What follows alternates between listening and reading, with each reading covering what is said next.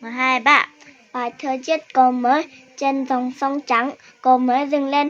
Nhân dân đi bên, tàu xe chạy dưới. Tu tu xe lửa, xịch xịch qua tàu. Khách ngồi trên tàu, đoàn người đi bộ, cùng cười hớn hở. Nhìn chiếc cầu dài, tấn tắt thiên tài, công nhân xây dựng. Hết chưa ạ? Hết rồi. Đếm số nghe xem nào. 1, 2, 3, 4, 5, 6, 7, 8, 9, 10, 11, 12, 13, 14, 15, 16, 17, 18, 19. Đọc A ở xem, thuộc không?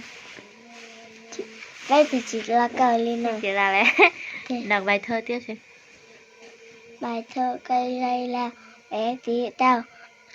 Ở trong nhà, lại bồ ra, bài cười số, lên trời cao. Hỏi vì sao, cây trả lời, ra ngoài trời, nắng năm gió, mẹ mua đào, cây mới cao, hoa mới đẹp. Ok, vỗ tay.